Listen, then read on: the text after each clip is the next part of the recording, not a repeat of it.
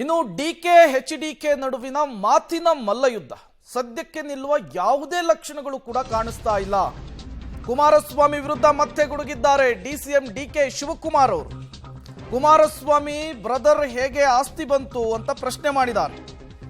ನನ್ನ ಪ್ರಶ್ನೆಗೆ ಕುಮಾರಸ್ವಾಮಿ ಅವರು ಉತ್ತರವನ್ನ ಕೊಡ್ತಾ ಇಲ್ಲ. ನನ್ನ ವಿರುದ್ಧ ಆರೋಪ ಮಾಡಿದ್ದಾರಲ್ಲ, ಬಿಚ್ಚಿ ತೋರಿಸ್ಲಿ. ಕುಮಾರಸ್ವಾಮಿ ವಿರುದ್ಧ ಮತ್ತೊಮ್ಮೆ ಡಿಸಿಎಂ ಡಿಕೆ ಶಿವಕುಮಾರ್ ವಾಗ್ದಾಳಿಯನ್ನ ನಡೆಸಿದ್ದಾರೆ. ಈ ಮೂಲಕ ಪಾದಯಾತ್ರೆಯ ಪಾಲಿಟಿಕ್ಸ್ ಜೊತೆಗೆ ಈ ಇಬ್ಬರು ನಾಯಕರುಗಳ ನಡುವಿನ ಮಾತಿನ ಸಮರ ಮತ್ತಷ್ಟು ಜೋರಾಗುವಂತಹ ಮುನ್ಸೂಚನೆ ಸಿಗ್ತಾ ಇದೆ.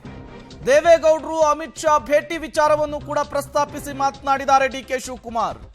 ಕುಟುಂಬದ ರಕ್ಷಣೆಗೆ ದೇವೇಗೌಡರು ಹೋಗ್ಲೇಬೇಕಲ್ವಾ ಅಂತ ಹೇಳಿ ಲೇವಡಿ ಆಡಿದ್ದಾರೆ.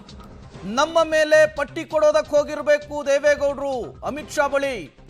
ನನ್ನ ಸಿದ್ದರಾಮಯ್ಯ ಅವರನ್ನ ಒಳಗೆ ಹಾಕಿಸಲು ಏನೇನೋ ತಂತ್ರ ಮಾಡ್ತಿದ್ದಾರೆ. ದಿನ ನೋಡ್ಕೊಂಡು ಭ್ರಷ್ಟಾಚಾರದ ದಾಖಲೆಯನ್ನು ಬಿಡುಗಡೆ ಮಾಡ್ತೇವೆ ಅಂತೇಳಿ ಡಿಸಿಎಂ ಡಿಕೆ ಶಿವಕುಮಾರ್ ಮತ್ತೊಮ್ಮೆ ದೇವೇಗೌಡರ ವಿರುದ್ಧ ಎಚ್.ಡಿ. ಕುಮಾರಸ್ವಾಮಿ ಅವರ ವಿರುದ್ಧ ಗುಡುಗಿದ್ದಾರೆ.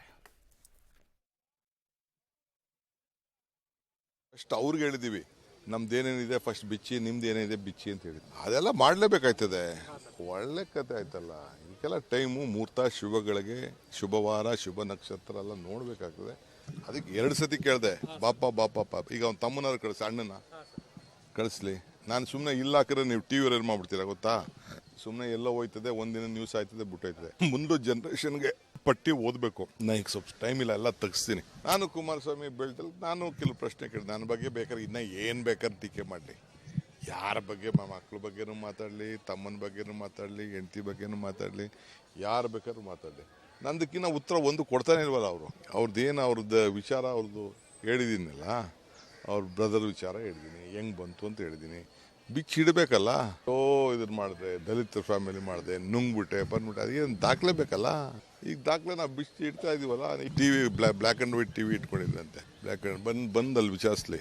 ನಾವೆಲ್ಲ ಉಳ್ಳಿನೇ, ಈಗೂ ತಿನ್ನೋದು ನಾವು ಉರ್ಲಿನೇ. ನಮ್ಮನೆ ತಿನ್ನೋದು ಈಗ ಉರ್ಲಿನೇ, ನಾನು ತಿನ್ನೋದು ಕಳ್ಳೆಕಾಯಿನೇ, ರಾಗಿನೇ. ನಾವೇನು ಬೇರೆ ಏನು ಬೆಳೀತಾ ಇದ್ವು ಅಂತ ಹೇಳೋದಿಲ್ಲ.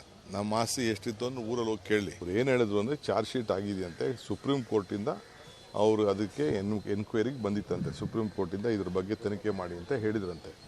ಸುಪ್ರೀಂ ಕೋರ್ಟ್ ತನಿಖೆ ಮಾಡಿದ್ಮೇಲೆ ಇದು ಲೋಕಾಯುಕ್ತನ ತನಿಖೆ ಮಾಡಿದ್ರಂತೆ.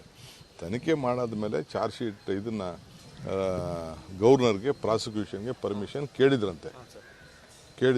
ಗೌರ್ಮೆಂಟ್ಗೆ ಪ್ರಾಸಿಕ್ಯೂಷನ್ ಪರ್ಮಿಷನ್ ಕೇಳಿದಂತೆ. ಗವರ್ನರ್ ಫೈಲ್ ಹಂಗೆ ಇಟ್ಕೊಂಡಿದ್ದಾರಂತೆ ಅಂತ ಆ ಟಿ ವಿಯವರು ಹೇಳ್ತಿದ್ರು. ಬಹುಶಃ ಗವರ್ನರ್ ಏನು ತೀರ್ಮಾನ ಮಾಡ್ತಾರೆ ನೋಡೋಣ. ಎಲ್ಲ ತೀರ್ಮಾನ ಮಾಡಬೇಕು. ರಕ್ಷಣೆಗೆ ಏನು ಬೇಕಲ್ಲ, ಅವ್ರ ಕುಟುಂಬದ ರಕ್ಷಣೆಗೆ ಅವ್ರು ಒಲೇಬೇಕಲ್ಲ. ನಮ್ಮ ಮೇಲೆ ಏನಾದ್ರು ಪಟ್ಟಿ ಕೊಡೋಕ್ಕೆ, ನಮ್ಮ ಮೇಲೆ ಡಿಕೆನ ಹೊಳಿಕಾಗಲೇಬೇಕು, ಸಿದ್ದರಾಮಯ್ಯನ ಹೊಳಿಕಾಗಲೇಬೇಕು ಅಂತ ಅವ್ರ ದೊಡ್ಡ ಪ್ರಯತ್ನ ನಡೀತಾ ಇದೆ. ರೆಡಿ ಇದ್ದೀನಿ ನಾನು.